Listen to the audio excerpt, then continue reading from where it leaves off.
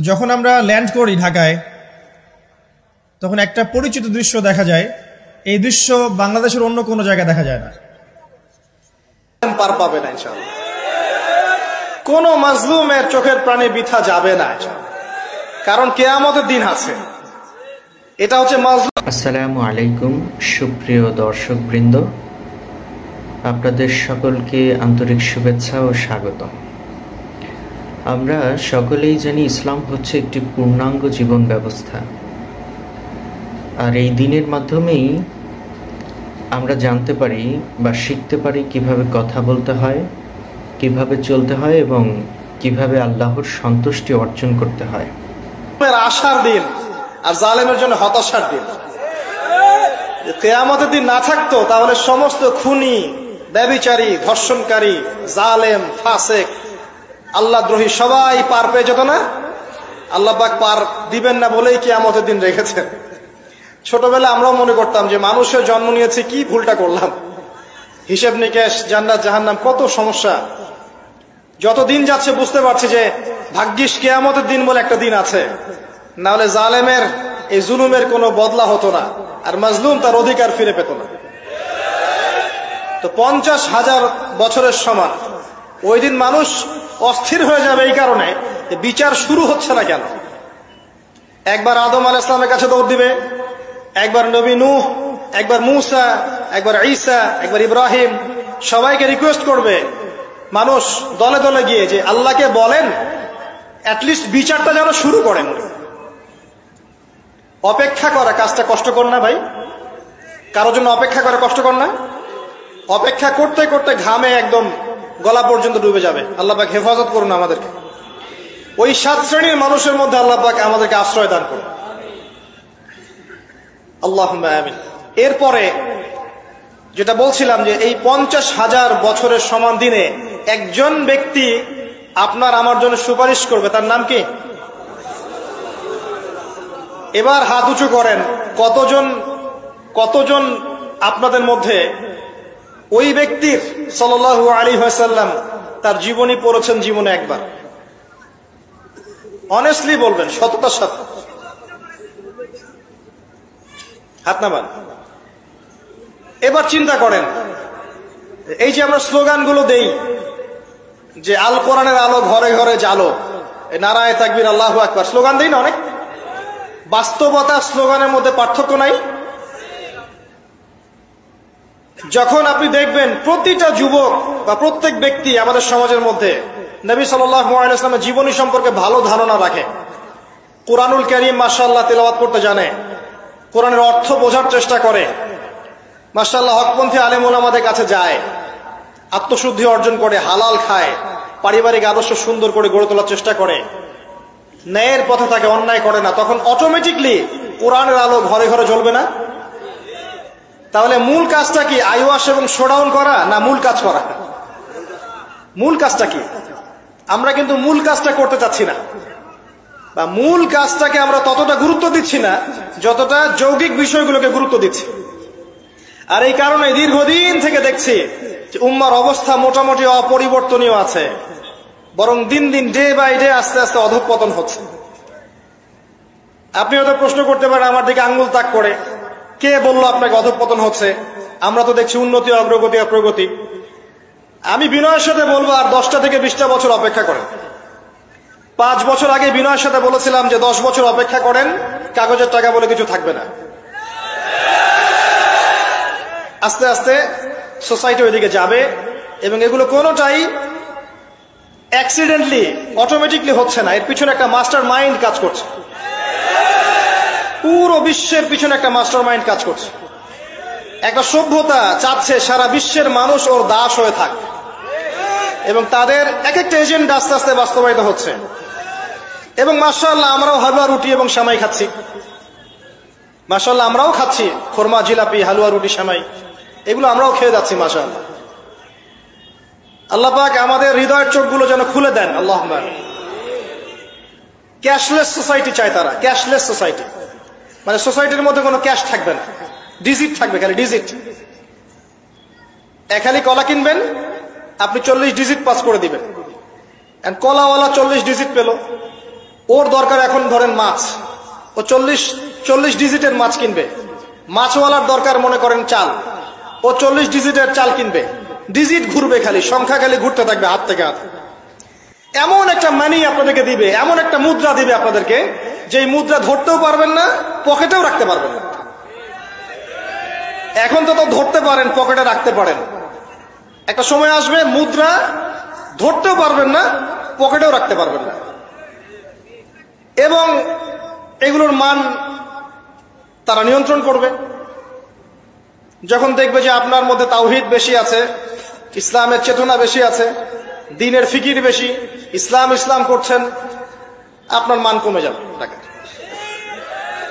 যদি দেখে আপনার মধ্যে দাসত্ব আছে, ওরা যা বলছে আপনি সামিআনা ওয়া আতা'না বলছেন, ইয়েস স্যার ইয়েস স্যার করছেন, আপনি উন্নতি, অগ্রগতি, প্রগতি পাবেন। হ্যাঁ, যারা এগুলো লঞ্চ করছে তারা আবার তাদের সম্পত্তিগুলোকে গোল্ড এবং সিলভারে কনভার্ট করছে অলরেডি। দেখেন বড় বড় ওদের ব্যাংকগুলোকে দেখেন, সব গোল্ড এবং সিলভারে কনভার্ট করছে। ওই ইসরায়েলের দিকে তাকিয়ে দেখেন, ও তার সমস্ত সম্পত্তিগুলোকে, বেশিরভাগ সম্পত্তিগুলোকেই সাস্টেইনেবল গোল্ডে কনভার্ট করছে। ও আমাদের মতো বোকা নয়। শোনেন কেমন বোকা নয়, বিগত 70 বছরে মুসলিমদের নাকের ডগার উপরে বসে 4টা যুদ্ধে মুসলিমদেরকে পরাজিত করে দিয়েছে ইসরায়েল। বিগত 70 বছরে ওরা প্রথমে ব্রিটেন, তারপরে আমেরিকার হাত ধরে বিশ্বের এমন একটা জায়গায় এসেছে যে এই জায়গা থেকে তারা বিশ্বের পলিটিক্স, ইকোনমিক্স, মিডিয়া, প্রযুক্তি, ফাইন্যান্স সব নিয়ন্ত্রণ করার শক্তি অর্জন করেছে অলরেডি। আপনি ভাবছেন করবে? অনেকে মনে করে এটা ভবিষ্যৎ বক্তা মনে হয়। আমি বলছি যে বর্তমান সম্পর্কে আপনি খবর রাখেন না বলেই বর্তমানকে আপনার ভবিষ্যৎ মনে হচ্ছে। এটা বর্তমান, এটা ভবিষ্যৎ না। ভবিষ্যতে তো সে সারা বিশ্বকে রুল করবে ইনশাআল্লাহ তাআলা। না হলে তো সে মাসিহুদ দাজ্জালের ফলোয়ারই হতে পারবে না। আর দাজ্জাল তো সারা বিশ্বকে শাসন করবে এবং তাকে ফলো করবে জিউসরাই। তবে হ্যাঁ, এটা আমরা জানি কোরআন এবং হাদিস থেকে আলহামদুলিল্লাহ যে ওদের এই দমন, পীড়ন, জুলুম এবং শাসনটা চিরস্থায়ী হবে না ইনশাআল্লাহ। এটা একটা সাময়িক সময় জুড়ে থাকবে, এরপরে আল্লাহ পাক পৃথিবী থেকে এটাকে সরিয়ে দিবেন ইনশাআল্লাহ। কিভাবে সরাবেন? ওই যে লোহিত সাগরে আল্লাহ পাক যেমন করে বনু ইসরায়েলকে ধাওয়া করছিল ফেরাউনের বাহিনী, মনে আছে? লোহিত সাগরে আল্লাহ পাক ফেরাউনের বাহিনীকে একত্রিত করেছেন, ডুবিয়ে দিয়েছেন, দেন নাই? আল্লাহ পাক সেম সুন্নাহ অ্যাপ্লাই করেছেন প্যালেস্টাইনের ক্ষেত্রে। আল্লাহ পাক সমস্ত জালেমদেরকে ওখানে একত্রিত করেছেন ধ্বংস করার জন্য। সেম সুন্নাহ, এটা হবে ইনশাআল্লাহ আযza। আমরা জানি এটা সরে যাবে পৃথিবী থেকে। তারপরে এমন একটা যুগ আসবে যে যুগে ইনশাআল্লাহ আযza ওয়াজাল একজন নবী সারা বিশ্ব পরিচালনা করবেন। একজন নবী, তার নামে ঈসা ইবনে মারিয়াম, এবং তার অনেক আগেই আমাদের ইমাম আল মাহদি তিনি ইন্তেকাল করবেন। মনে রাখবেন, শেষ জামানার সবচেয়ে ভাইটাল চরিত্র ইমাম মাহদি নয়। শেষ জামানার সবচেয়ে ভাইটাল চরিত্র হচ্ছে ঈসা ইবনে মারিয়াম। ঈসা ইবনে মারিয়াম সবচেয়ে ভাইটাল চরিত্র, কারণ তিনি জেরুজালেম থেকে সারা ওয়ার্ল্ডে ইসলামী খেলাফা কায়েম করবেন। এবং 40 বছর, এই 40 সংখ্যা এক্স্যাক্টলি 40 না আরো বেশি আল্লাহ ভালো জানেন, পৃথিবী জুড়ে ইসলামের অনুশাসন বজায় থাকবে ইনশাআল্লাহ। একটা কাঁচা বাড়ি, একটা পাকা বাড়ি আপনি পাবেন না যেখানে আল্লাহর কালিমা প্রবেশ করবে না, জুলুম বলে কিছু থাকবে না ইনশাআল্লাহ। যা দেখছেন আপনি এখন ওয়ার্ল্ড ওয়াইড যে দাপট, দেখে মনে হচ্ছে বিশ্ব এদের কোনো অস্তিত্বই বিশ্বে থাকবে না। এখন সারা বিশ্বের দিকে তাকিয়ে আপনার কাছে মনে হচ্ছে মাশাআল্লাহ, NATO, United Nations, world bank, এটা সেটা, বিশ্ব যে কি হচ্ছে সারাদিন। শুক্র গ্রহ আমার, একজন বলছে না শুক্র গ্রহ আমার, একজন মিসাইল তৈরি করছে, আর একজন প্রতিরক্ষা ব্যবস্থা করছে। ওয়ার্ল্ড অ্যাফেয়ার্স পড়লে মনে হয় যে ওয়ার্ল্ডটা এদেরই, কিন্তু আল্লাহ রাসূল সাল্লাল্লাহু আলাইহি ওয়াসাল্লাম বলছেন যে বিশ্বটা আস্তে আস্তে আস্তে আস্তে তার ধ্বংসের দিকে যাচ্ছে। এইটা চিরস্থায়ী হবে না, এবং একে অপরের সাথে কলিউশন করে এরা শেষ হয়ে যাবে।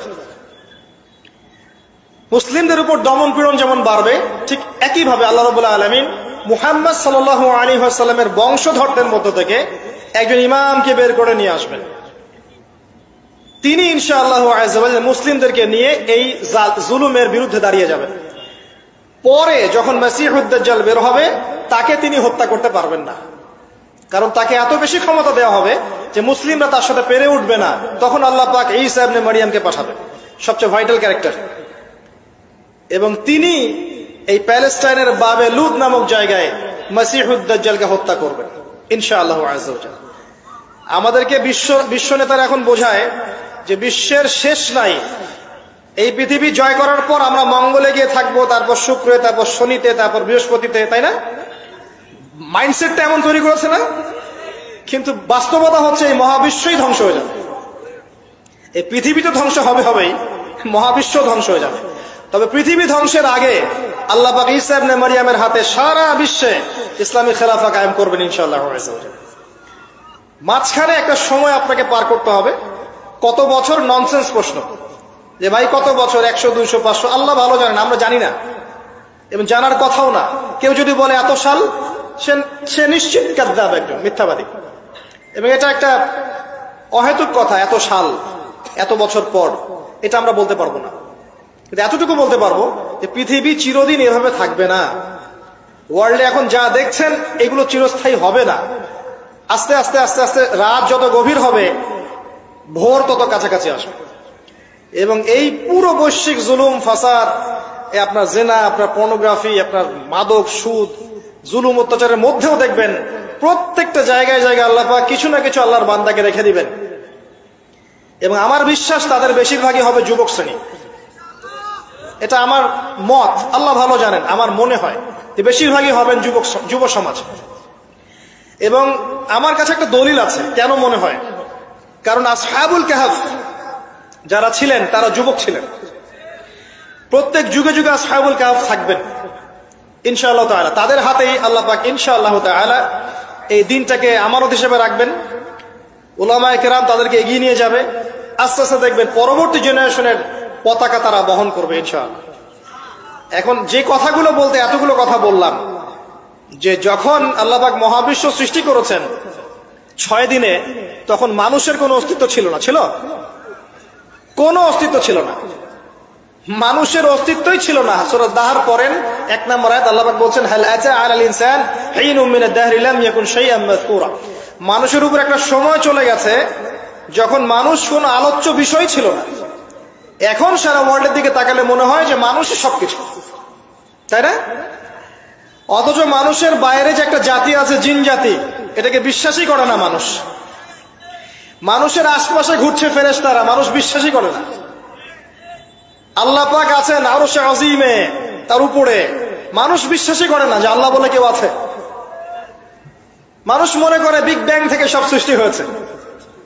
হ্যাঁ, অনেক মানুষ মনে করে যে আল্লাহ বলতে কেউ নাই, সবকিছু বিগ ব্যাং থেকে সৃষ্টি হয়েছে। অথচ আল্লাহ পাক কোরআনে বলেছেন আওয়ালাম ইয়ারাল্লাযীনা কাফারু, সূরা আম্বিয়া 30 নম্বর আয়াত, আন্নাস সামাওয়াতি ওয়াল আরদা কানাতা রাতকান ফাফাতাকনাহুমা। কাফেররা কি লক্ষ্য করে দেখে না এই মহাবিশ্ব এবং পৃথিবী একটা বিন্দুর মধ্যে ছিল, আমি এটাকে পৃথক করে দিয়েছি, পার্থক্য করে দিয়েছি। ওয়াজআলনা মিনাল মাই কুল্লা শাইইন হাই, প্রত্যেক জীবন্ত প্রাণীকে সৃষ্টি করেছি পানি দ্বারা। আফালা ইউমিনুন, এরপরেও কি তারা বিশ্বাস করবে না? যারা সায়েন্সের ছাত্র, নিউক্লিয়াস সম্পর্কে পড়ে দেখেন, সাইটোপ্লাজম সম্পর্কে পড়ে দেখেন, ওখানে কতটুকু পানি আছে, কত অংশ পানি আছে। আল কোরআন বৈজ্ঞানিক, সম্পূর্ণ বৈজ্ঞানিক, কিন্তু বিজ্ঞান কোরআনিক হতেই হবে জরুরি না। বিজ্ঞানের কোনটা সত্য কোনটা মিথ্যা এটা কোরআন দিয়ে মানদণ্ড হিসেবে যাচাই করা যাবে। কোরআনের কোনটা সত্য কোনটা মিথ্যা এটা বিজ্ঞান দিয়ে যাচাই করা যাবে না। আল্লাহ পাক সৃষ্টি করেছেন, এরপরে মানুষকে সৃষ্টি করে একা ছেড়ে দেননি। আল্লাহ পাক প্রথমে নাম শিখিয়েছেন, সমস্ত জ্ঞান শিখিয়েছেন কাকে? আদম আলাইহিস সালামকে। ওয়াল্লামা আদামাল আসমা কুল্লাহা, মহাবিশ্বের সমস্ত নাম আমি আদমকে শিখিয়েছি। সুবহানাল্লাহ। আমাদের পিতা আদম আলাইহিস সালামের ডিএনএ এর মধ্যে জ্ঞান ছিল, সমস্ত জ্ঞান ছিল যা আল্লাহ পাক শিখিয়েছেন। বাই ডিএনএ আমাদের মধ্যে জ্ঞানগুলো এসেছে, এমনি এমনি আসেনি। মানুষ একটা বুদ্ধিবৃত্তিক প্রাণী না? অটোমেটিকলি কি মানুষ জ্ঞান শিখে ফেলেছে? আল্লাহ এই জ্ঞান আদম আলাইহিস সালামকে শিখিয়েছেন, তার বংশধরদের মধ্যে জ্ঞান ছড়িয়ে পড়েছে। এরপর আল্লাহ পাক জান্নাতে রেখেছেন, শর্ত দিয়েছেন কি? ওয়ালা তাকরাবু ওয়ালা তাকরাবা হাযিহিশ শাজারা, তোমরা দুজন এই গাছের কাছে যাবে না। পরীক্ষা, গাছটার নাম কি? এটা হচ্ছে ওই প্রশ্নের মতো ঈসা আলাইহিস সালাম কবে আসবেন। গাছটার নাম কি? এটা ওই প্রশ্নের মতো যে দাজ্জালের আসল নাম কি হবে, ইমাম মাহদী কত সালে আসবেন। এগুলো ওই প্রশ্নের মতো যে ওই গাছটার নাম কি ছিল। প্রয়োজন নাই গাছের নামের আমার। গাছটা ছিল একটা টেস্ট, পরীক্ষা। গাছের কাছেও যেও না। চলে গেলেন, কার প্ররোচনা চলে গেলেন? ইবলিস। তার নাম কি? ইবলিস। আচ্ছা, ইবলিস আমল করতো না? ইবলিস ফেরেশতাদের সর্দার ছিল না? কি কারণে আল্লাহ পাক তাকে বহিষ্কার করলেন? অহংকার, রাইট। আবা ওয়াস্তাকবারা, সিজদা করি নাই। খলাকতানি মিন নার ওয়া খলাকতাহু মিন তিন, আমাকে সৃষ্টি করেছেন কি দিয়ে? আগুন। তাকে সৃষ্টি করেছেন মাটি। এটাকে বলে আত্ম অহংকার, ইগো। মনে রাখবেন, আপনার যত বড় সার্টিফিকেট থাকুক, কেমব্রিজ থেকে, অক্সফোর্ড থেকে, হার্ভার্ড থেকে বা দারুল উলুম থেকেই, যদি আপনার কাছে অনেক বড় বড় সার্টিফিকেট থাকে কিন্তু মনের মধ্যে অহংকার থাকে, আপনার মনের মধ্যে নূর আসবে না। যদি আসতো তাহলে ইবলিসের মনে আসতো। তার জ্ঞানের কোনো কমতি ছিল না। ওয়াস্তাকবারা, সে অহংকার করেছে। আর অহংকার কাকে বলে? বাতারুন নাস, বাতারুল হক ওয়া গামতুন নাস, সত্যকে প্রত্যাখ্যান করা এবং অন্যদেরকে ছোট করা, আন্ডার এস্টিমেট করা। আর আমাদের সংস্কৃতি এখন হচ্ছে অন্যকে আন্ডার এস্টিমেট করা। আমাদের চরিত্রই হয়ে গেছে এমন, গীবত, তোহমত, অপবাদ, সমালোচনা, কাদা ছড়াছড়ি, চুল ছেঁড়াছেড়ি, এগুলোই সংস্কৃতি। যতক্ষণ আমরা এই কাজগুলো করতে থাকি ততক্ষণ ওই যে ইসরায়েল, সে আরো 10টা মিসাইল বানিয়ে ফেলে। এই জন্যই বলি যে আমরা মাঝে মাঝে জিলাপি খাই, খোরমা খাই। তো যখন আমরা ল্যান্ড করি ঢাকায়, তখন একটা পরিচিত দৃশ্য দেখা যায়। এই দৃশ্য বাংলাদেশের অন্য কোনো জায়গায় দেখা যায় না। সেটা হলো বাক্সে বাক্সে বন্দি জীবন। উঁচু উঁচু কিছু ইমারত দেখা যায়, ইট কাঠ পাথরের কিছু ইমারত, ছোট ছোট বাক্সের মতো, আকাশ থেকে বাক্সের মতো লাগে দেখতে। তো এই যে বাক্সে বাক্সে বন্দি জীবন, এই দৃশ্যটা ঢাকাতে আসলে দেখা যায়। দেখুন, রাসূলুল্লাহ সাল্লাল্লাহু আলাইহি ওয়াসাল্লাম, একটু মনোযোগের সাথে শুনতে হবে। যখন আমরা ল্যান্ড করি তখন কি দেখি? দেখি হাইলি কনস্ট্রাক্টেড বিল্ডিংস। ঢাকায় আমরা দেখি হাইলি কনস্ট্রাক্টেড বিল্ডিংস। আজকে থেকে 200 বছর আগে এমন দৃশ্য কেউ দেখেছে কিনা আমার জানা নাই। তবে একটা হাদিস থেকে আমি আলোচনা শুরু করি, তাহলে বুঝতে পারবেন। নবী সাল্লাল্লাহু আলাইহি ওয়াসাল্লাম মসজিদে বসে আছেন, মসজিদের মধ্যে, নববীর মধ্যে, এবং হাদিসটা তার ইন্তেকালের অল্প কিছুদিন আগের হাদিস। এটা প্রারম্ভিক সময়ের হাদিস নয়, শেষের দিকের হাদিস। কোরআনের যেমন শানে নজুল আছে, হাদিসেরও কিন্তু শানে নজুল আছে। ঠিক আছে? কোরআনের যেমন শানে নজুল আছে, এক একটা আয়াত এক একটা প্রেক্ষাপট এসেছে, নাজিল হয়েছে, ঠিক একইভাবে হাদিসেরও কিন্তু শানে নজুল আছে। নবী সাল্লাল্লাহু আলাইহি ওয়াসাল্লামের জীবনের শেষের দিকের হাদিস এটা। তিনি মসজিদে বসে আছেন, একজন ব্যক্তি মসজিদে প্রবেশ করলেন, শুভ্র সাদা কাপড় পরিহিত, ধবধবে সাদা, অতি উত্তম কাপড়, পরিচ্ছন্ন, প্রবেশ করলেন এবং রাসূল সাল্লাল্লাহু আলাইহি ওয়াসাল্লামের হাঁটুর সাথে হাঁটু লাগিয়ে বসলেন। ঠিক আমরা যেমন আত্তাহিয়াতু পড়ার সময় যেভাবে বসি নামাজে, এভাবে। আমার কথা কি বুঝতে পারছেন? আচ্ছা, এবার নবী সাল্লাল্লাহু আলাইহি ওয়াসাল্লামকে তিনি ব্যাক টু ব্যাক 4টা প্রশ্ন করছেন। 1 নম্বর বলছেন, ইয়া মুহাম্মদ, হে মুহাম্মদ সাল্লাল্লাহু আলাইহি ওয়াসাল্লাম, আখবিরনি আনিল ইসলাম, আমাকে ইসলাম সম্পর্কে বলুন। নবীজি বললেন, ইসলাম হচ্ছে কালিমা, আল্লাহ এক সাক্ষ্য দেয়া, নবী মুহাম্মদ সাল্লাল্লাহু আলাইহি ওয়াসাল্লামকে সর্বশেষ রাসূল সাক্ষ্য দেয়া, সালাত কায়েম করা, যাকাত দেয়া, রমাদান মাসে সওম রাখা এবং সামর্থ্য হলে হজ করা, এই হলো ইসলাম। তিনি বললেন, সাদাকতা, আপনি সত্য বলেছেন। ওমর রাদিয়াল্লাহু আনহু বলছেন, ফাআজিবনা লাহু ইয়াসআলুহু ওয়া ইউসাদ্দিকুহু, আমরা তার প্রশ্ন শুনে অবাক হয়ে গেলাম। সে নিজেই প্রশ্ন করছে, নিজেই আবার সত্যায়ন করছে। যে প্রশ্ন করছে সে তো জানার জন্য প্রশ্ন করছে। ছাত্র যদি ওস্তাদের কাছে প্রশ্ন করে যে ওস্তাদ এটা কি, ওস্তাদ বলে এটা এই, তখন সেই ছাত্র যদি বলে যে আপনি সত্য বলেছেন, তার মানে এই ছাত্র আগে থেকে উত্তরটা জানতো, তাই নয় কি? তার মানে এই প্রশ্ন করে আগে থেকেই জানে যে উত্তরটা কি হবে। তো দ্বিতীয় প্রশ্ন করছেন তিনি, বলছেন আখবিরনি আনিল ঈমান, ঈমান কি, আমাকে ঈমান সম্পর্কে বলুন। নবী সাল্লাল্লাহু আলাইহি ওয়াসাল্লাম বলছেন ঈমান হচ্ছে 6টা বিষয় বিশ্বাস করা। তুমিনা বিল্লাহ, আল্লাহ বিশ্বাস করবে, ওয়া মালাইকাতিহি, তার ফেরেশতা মণ্ডলীর প্রতি, ওয়া কুতুবিহি, তার সমস্ত আসমানি কিতাবের প্রতি, ওয়া রুসুলিহি, তার সমস্ত রাসূলগণের প্রতি, ওয়াল ইয়াউমিল আখির, পরকালের প্রতি, ওয়াল কদরি খাইরি ওয়া শাররি, তাকদীরের ভালো মন্দের প্রতি। এই 6টা পিলারে বিশ্বাস করলে আপনি মুমিন হলেন। প্রশ্নকারী বলছে সাদাক্তা, আপনি সত্য বলেছেন। আবারও তৃতীয় প্রশ্ন করছেন, আখবিরনি আনিল ইহসান, হে মুহাম্মদ সাল্লাল্লাহু আলাইহি ওয়াসাল্লাম আমাকে ইহসান সম্পর্কে বলুন, ইহসান কি জিনিস। নবী সাল্লাল্লাহু আলাইহি ওয়াসাল্লাম বলেছেন ইহসান হচ্ছে আন তা'বুদাল্লাহা কাআন্নাকা তারাহ, তুমি এমন ভাবে আল্লাহর ইবাদত করবে যেন তুমি আল্লাহকে দেখতে পাচ্ছ। ওয়া ইল্লাম তাকুন তারাহু ফাইন্নাহু ইয়ারাক, যদি তুমি আল্লাহকে দেখতে না পারো জেনে রাখবে আল্লাহ ঠিকই তোমাকে দেখছেন।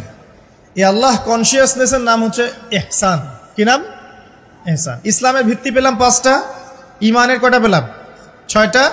আর ইহসানের ব্যাখ্যা কি পেলাম? আল্লাহ কনসিয়াসনেস, মানে আল্লাহকে হাজির নাজির জেনে ইবাদত করা। কেউ যদি আল্লাহকে হাজির নাজির জেনে ইবাদত করে সে কিন্তু পাপ করতে পারবে না, তার নামাজে মনোযোগ কিন্তু ডানে বামে যাবে না ইনশাআল্লাহ। তো তিনি বললেন সত্য বলেছেন আপনি। এবার চতুর্থ প্রশ্ন করছেন তিনি যে আখবিরনি আনিস সাআ, আমাকে কিয়ামত সম্পর্কে বলুন, কিয়ামত কবে হবে। তখন নবী সাল্লাল্লাহু আলাইহি ওয়াসাল্লাম বলছেন মাল মাসউলু আনহা বিআ'লামা মিনাস সাইল, এই বিষয়ে প্রশ্নকারীর চেয়ে উত্তরদাতার জ্ঞান বেশি নয়। এই বিষয়ে প্রশ্নকারীর চাইতে উত্তরদাতার জ্ঞান বেশি নয়, মানে কেউই জানে না কিয়ামত এক্স্যাক্টলি কবে হবে। তখন প্রশ্নকারী থেমে যাচ্ছেন না, প্রশ্নকারী আবার প্রশ্ন করছেন, 5 নম্বর প্রশ্ন, যে ফাখবিরনি আন আমারাতিহা, তাহলে আমাকে কিছু আলামত বলেন কিয়ামতে কিছু আলামত বলেন। নবী সাল্লাল্লাহু আলাইহি ওয়াসাল্লাম অনেক আলামত বলতে পারতেন কিন্তু, এবং তিনি বলেছেনও, সারা জীবনে তিনি অসংখ্য আলামত বলেছেন। এবং আলামতগুলোকে 2 ভাগে ভাগ করা যায়, এগুলো বড় এবং কিছুগুলো হচ্ছে ছোট। যদিও বা সবগুলোই আলামত, তবে এটা হচ্ছে ফিকহের বিষয়, উসুলের বিষয়ের মধ্যে আমরা নিয়ে আসতে পারি যে বড় ছোট ভাগ করা যাচ্ছে, আলেম ওলামারা ভাগ করছেন। যাই হোক, 10টা বড় বড় আলামতের কথা বলা হয়েছে। এই 10টা না আসা পর্যন্ত কিয়ামত হবে না। মসিহুদ দাজ্জালের আগমন, নবী ঈসা ইবনে মারইয়ামের আগমন, ইয়াজুজ আর মাজুজ, দাব্বাতুল আরদ, জমিন থেকে প্রাণী বের হবে, ইয়েমেনের আগুন, 3টা বড় বড় ভূমিকম্প, পশ্চিম দিক থেকে সূর্যোদয়, এরকম 10টা আলামত বলা হয়েছে। এগুলো না হওয়া পর্যন্ত কিয়ামত হবে না। এগুলো এখনো হয়নি, এগুলোর কোনোটাই এখনো আসেনি। এগুলো বাদ দিয়ে যেগুলো আলামত সুগরা আমরা বলছি, ছোট ছোট, এগুলোর ম্যাক্সিমাম প্রায় 99% আমরা এখন দেখতে পারি। তবে দেখার জন্য চোখ লাগবে, আর চোখ বলতে শুধু বাইরের চোখকে বোঝাচ্ছি না, হৃদয়ের কলবের কি লাগবে? চোখ লাগবে। আমি আপনার কলবের চোখ দিয়ে আপনাকে শহরটাকে চেনাচ্ছি। আপনার এই হাদিসে নবী সাল্লাল্লাহু আলাইহি ওয়াসাল্লাম অনেকগুলো আলামত না বলে মাত্র 2টো আলামত বলেছেন। কয়টা? মাত্র 2টো। আমি বলছি জীবনের শেষের দিকের হাদিস, শেষ সময় তো আমরা বেশি নসিহত করতে যাবো, তাই না? মনে করেন আপনার পিতা মৃত্যুসজ্জায়, আল্লাহ না করুক, এখন তিনি আপনাকে ওসিয়ত করছেন যে বাবা এইটা করবা না, মায়ের যত্ন নিও, বোনদের যত্ন নিও, ইত্যাদি ইত্যাদি। তখন তার ওসিয়তগুলোকে আপনি কত গুরুত্বের সাথে গ্রহণ করবেন, এবং সেই সময় যত ইম্পর্টেন্ট কথা থাকবে সেগুলোই তো মানুষ বলবে, তাই নয় কি? সবচেয়ে ইম্পর্টেন্ট কথাগুলোই মানুষ বলবে। তো নবী সাল্লাল্লাহু আলাইহি ওয়াসাল্লাম এদিকে এসে মাত্র 2টো সাইনের কথা বলছেন। তার মধ্যে একটা হচ্ছে, ভালো করে শোনেন, তার মধ্যে একটা হচ্ছে আনতালিদাল আমাতু রাব্বাতুহা, যখন তুমি দেখবে, প্রশ্নকারীকে বলছে, যখন তুমি দেখবে যে দাসী তার মনিবকে জন্ম দিচ্ছে, দাসী তার মনিবকে জন্ম দিচ্ছে, মানে দাসী কিভাবে মনিবকে জন্ম দিতে পারে? দাসী কি মনিবকে জন্ম দিতে পারে? উত্তর, এখানে 3টা ব্যাখ্যা হতে পারে। কয়টা ব্যাখ্যা? 3টা।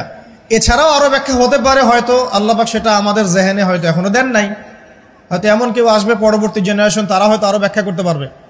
তবে 3টা ব্যাখ্যা এখন পাওয়া যায়। 1 নাম্বার, দাসী তার মনিবকে জন্ম দিবে অর্থ হচ্ছে পিতা মাতার সাথে দাস দাসীর মতো আচরণ করা হবে। এবং এটাও কিন্তু কিয়ামতের আগের একটা বড় নিদর্শন যে পিতা মাতার সাথে দাস দাসীর মতো আচরণ করা হবে। এবং যেটা এখন হচ্ছে, আমরা দেখছি পিতা মাতার অধিকার তারা পাচ্ছে না, সন্তানদের হাতে নির্যাতনের শিকার হচ্ছে, বৃদ্ধাশ্রমে থাকতে হচ্ছে। সারা জীবন যে সন্তানকে বড় করলো, আজকে সেই সন্তান তার ওই যে কাফনের টাকা পর্যন্ত দিতে যাচ্ছে না, মারা গেছে লাশটা পর্যন্ত নিতে আসে না, এমন হচ্ছে না? এবং বস্তুবাদী শহরগুলোতে তো এটা বেশি, আর আমাদের শহরটা বস্তুবাদী না। তো আমাদের শহরে মানুষ বস্তুবাদী না? মানুষ বস্তুবাদী, কেউ অন্যের দিকে তাকানোর সময় নাই। এটা বোঝার জন্য আপনাকে ফ্লাইওভারে উঠতে হবে। ফ্লাইওভারে উঠে দাঁড়িয়ে থাকেন, দেখেন মানুষ ছুটছে নিজের চরকায় তেল দেওয়ার জন্য, কারো দিকে তাকানোর সময় নাই। এই সকাল থেকে শুরু হয়, রাত একদম 3টা-4টা পর্যন্ত এটা চলছে, সারাদিন 24/7। উদ্দেশ্য কি? দুনিয়া। অল্প কিছু মানুষের বাইরে আছে যাদের উদ্দেশ্য আখেরাত, বেশিরভাগের উদ্দেশ্য কি? দুনিয়া। বাড়ি, গাড়ি, টাকা, জমি জমা, স্ট্যাটাস, দ্যাটস অল। মানে মানুষের এই কনসেপ্টটাকে বলা হয় মেটেরিয়ালিজম। কি বলে? মেটেরিয়ালিজম মানে বস্তুবাদিতা। কি বলে? কথা বলেন। বস্তুবাদিতা। এই বস্তুবাদী সভ্যতা কারা ছিল? ওই যে পশ্চিমারা, ইউরোপিয়ান সিভিলাইজেশন, এরা সবাইকে বস্তুবাদিতা শিখিয়েছে। মুমিনের চিন্তা থাকে পরকাল কেন্দ্রিক, যে কাজে পরকালের স্বার্থ আছে আমি সেই কাজ করব, যেই কাজে পরকালের স্বার্থ নয় আমি করব না, এটা মুমিনের চিন্তা। আর কাফের মুশরিক বেদিন ফাসেক মুনাফিকদের চিন্তা হচ্ছে যেখানে দুনিয়ার স্বার্থ ওখানে থাকবো, দুনিয়ার স্বার্থ নাই থাকবো না। এই যে দুনিয়ার স্বার্থে মানুষের সারাটা জীবন ক্ষয় করে দেয়া, এর নাম বস্তুবাদিতা, মেটেরিয়ালিজম বলে এটাকে। যাই হোক, আমাদের শহরের বেশিরভাগ মানুষ কি বস্তুবাদী না? এখন সবাই দেখবেন, আমি বুঝাচ্ছি, আমি যতটা পারছি সহজ করার চেষ্টা করছি। ম্যাক্সিমাম আমাদের শহরের মানুষ এখন বস্তুবাদী। সবার চিন্তা একটাই, দুনিয়া, দুনিয়া আর দুনিয়া। যেই দুনিয়া সম্পর্কে নবী সাল্লাল্লাহু আলাইহি ওয়াসাল্লাম বলেছেন, একটু শোনেন। যে মনে করেন এটা একটা মহাসাগর, নবী সাল্লাল্লাহু আলাইহি ওয়াসাল্লাম বলছেন এখানে একটা আঙ্গুল ঢুকিয়ে দাও, দিয়ে বের করো। এই আঙ্গুলে যতটুকু পানি আছে এটা দুনিয়া, আর এই পুরো মহাসাগরে যত পানি আছে এটা পরকাল। একদিন সাহাবীদেরকে নিয়ে নবী যাচ্ছেন সাল্লাল্লাহু আলাইহি ওয়াসাল্লাম, একটা মৃত গাধা বা বকরির বাচ্চা পড়ে আছে, মৃত গাধা বকরির বাচ্চা। সাহাবীদেরকে বলছেন, হে আমার সাহাবীরা, তোমরা কি এই বকরির বাচ্চাটাকে 1 দিরহামের বিনিময়ে কিনতে চাও? কিসের বিনিময়ে? 1 দিরহাম। দিরহাম কি জিনিস সেটা পরে বোঝাবো এখন ইনশাআল্লাহ, ওইগুলো এখন বুঝবেন না। দিরহাম কি জিনিস ওটা পরে বুঝবেন। দিরহাম থাকলে আর রিজার্ভ কমতো না। দিরহাম থাকতো যদি কোনো কান্ট্রি রিজার্ভ আর কমতো না। রিজার্ভ কমে ডলারের ভিত্তিতে, আর ডলার হচ্ছে এখন সারা ওয়ার্ল্ডের ডমিনেটিং কারেন্সি, ওটাকে হার্ড কারেন্সি বলে। মানে আপনি তেল কিনতে চান, 1 কোটি টাকা ব্রিফকেসে নিয়ে আমাদের আবু ধাবিতে চলে যান, গিয়ে শেখদেরকে বলেন যে আমাকে 1 কোটি টাকার তেল দেন, 1 ফোঁটাও তেল দিবেন আপনাকে, দিবে না। যতক্ষণ আপনি ওই টাকাটাকে ডলারে কনভার্ট করবেন তারপর দিবেন, আপনাকে তখন সুন্দর মতো তেল দিবে। এই dollar petrol, dollar petrol, petrol ছাড়া ডলারের এক্সচেঞ্জ নাই। এটা হচ্ছে পেট্রো ডলার মনিটরিং সিস্টেম। এবং এটা নিয়ে কথা বললে আবার এক শ্রেণীর ঘুমটাওয়ালা শায়েখ আছে, বলবে খারেজি হয়ে গেছে। যাই হোক, এটা একটা জুলুম। কিরকম জুলুম? যে আপনি আপনার ইকোনমিক পুরো ব্যালেন্সটাকে ডলারের মানদণ্ডে যাচাই করতে হবে। আপনি যতই সমৃদ্ধশালী হন না কেন, আপনি ওই হার্ড কারেন্সিকে টেক্কা দিতে পারবেন না। আপনার কাছে গোল্ড আছে মনে করেন, সোনা, এখন সোনাটাকে আপনি যে ভাঙাবেন, ভাঙিয়ে যে মানে কান্ট্রির অন্যান্য ডেভেলপমেন্টের কাজে লাগাবেন, তার জন্য ডলারের সিঁড়ি পার হয়ে যেতে হবে আপনাকে। অথচ এই দিনার এবং দিরহাম রাসূল সাল্লাল্লাহু আলাইহি ওয়াসাল্লামের যুগের কারেন্সি ছিল, দিনার দিরহাম, যার ইন্ট্রিনসিক ভ্যালু বা অন্তর্নিহিত মান কখনো কমে যাবে না। দেখাচ্ছি, দাঁড়ান, আমি এমনি এমনি করে কথা বলি না। আসহাবুল কাহফ কত বছর ঘুমিয়েছিলেন বলেন? 309 বছর। 309 বছর। পকেটের মধ্যে কিছু কয়েন ছিল, সোনার আর রূপার কয়েন। এই এলাকা ছেড়ে চলে গেছে, গুহার মধ্যে ঘুমিয়েছে, রাত কাটাবে, আল্লাহ পাক ঘুম পাড়িয়ে রেখেছেন 309 বছর। 309 বছর ঘুম থেকে ওঠার পর তারা বলছে, কেম লাবিস্তুম, তোমরা কতদিন ঘুমিয়েছো? একজন বলছে লাবিস না ইয়াওমান আও বা'দা ইয়াওম, একদিন ঘুমিয়েছি বা একদিনের কিছু অংশ ঘুমিয়েছি। ঠিক আছে, ঘুম থেকে উঠেছে, এখন ক্ষুধার্ত আমরা, যাও এই মুদ্রাগুলো নিয়ে বাজারে যাও, বাজারে গিয়ে দেখো ফালয়ানজুর আইয়ুহা আসকা তুআমা, খেয়াল করে দেখো কোন খাবারটা উত্তম পবিত্র, ওটা নিয়ে আসো। তো 309 বছর একটা মুদ্রা নিয়ে ঘুমানোর পরেও মুদ্রার মান কমে যায়নি। ওই টাকা দিয়ে ঠিকই রুটি কেনা গেছে। এখন আপনি আপনার কারেন্সিগুলো নিয়ে 309 বছর ঘুমানো লাগবে না, আপনি 10 বছর ঘুমান। 10 লাখ টাকা নিয়ে 10 বছর ঘুমান।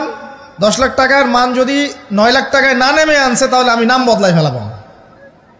এখন 1 লাখ, দাঁড়ান, ঠিক বলেন না, দাঁড়ান, বোঝেন আগে। এখন এই যে 1 লাখ টাকার মানটা হারালেন আপনি, 1 লাখ টাকার মানটা আপনি হারিয়ে ফেললেন, তো ওই 1 লাখ টাকা আর্ন করার জন্য আপনাকে শ্রম দিতে হয়নি?